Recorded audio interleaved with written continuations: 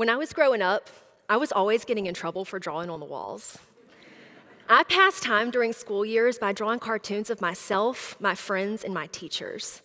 Long hours spent in my family's dry cleaning business before school, after school, summer vacation days, and sick days meant that I had to entertain myself. So I was always surrounded by notebooks, ink pens, and art supplies. My grandmother used to joke that we had bought so many notebooks and ink pens we could open our own stationery store.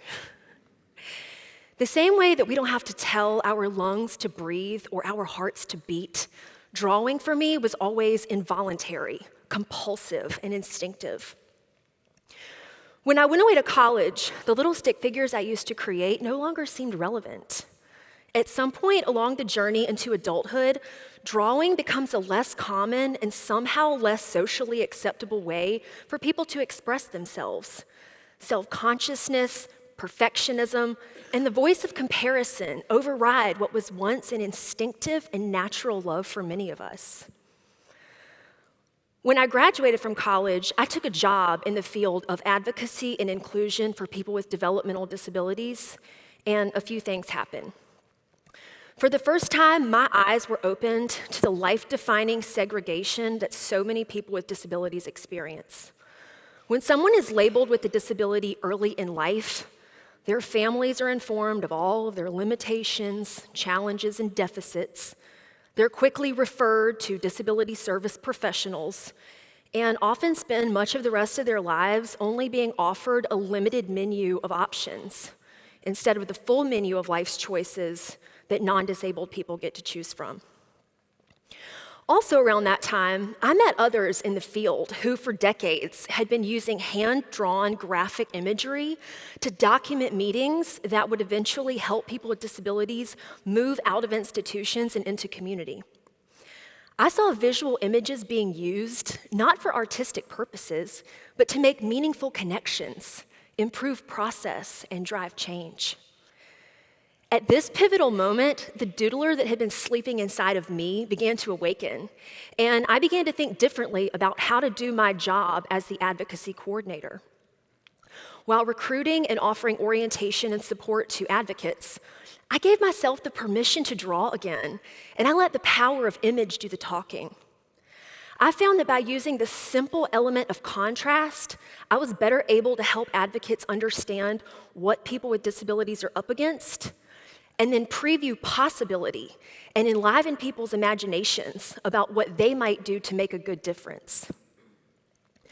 Research supports the saying that a picture is worth 1,000 words.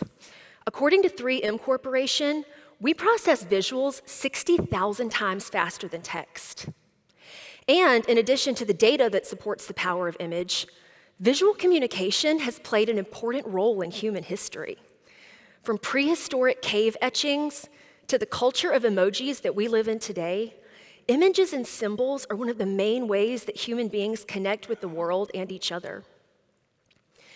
In 2016, I had the opportunity to travel to Louisville, Kentucky, and collaborate with a disability service organization that was conducting some visioning and planning work around a few people they supported. One woman was having a difficult time getting her point across to her team of social workers that she wanted to live near her family. It was very important for her to live close by her brother, but her voice wasn't being heard. Over a 2-hour period, the group explored questions like, what would a good week look like? What would a good home look like? Giving the woman space to express herself and to be listened to deeply by people who wanted to honor her choices. With large sheets of chart paper taped up to the wall, I documented the listening session using a combination of words, big pictures, and lots of color.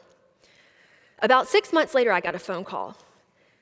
Hey, Brittany, we just wanted to let you know we were able to get some nice color copies printed of the graphics and share with the women's care coordinators. When they were able to see it, they finally got it. And she's going to be moving pretty soon into her own place, into the part of town where she really wants to be. When I made the connection that I could use my stick figures to tell stories, and that no one was going to ask me to do it nor tell me that I couldn't, I experienced a breakthrough. I rediscovered something that I had put away for so many years that at one time had been as natural to me as breathing. When I gave myself the permission to use images to explain complex ideas and decided to show people instead of just tell them, it became a powerful agent for change. What have you put aside? What have you locked away, maybe thinking that it's silly or irrelevant? What would happen if you were to reconnect with that one thing? Imagine a future you with that thing as part of your life. Create a new vision. Draw a new you that's connected to your truest self. It'll be a you that can experience and serve the world in a much more impactful way.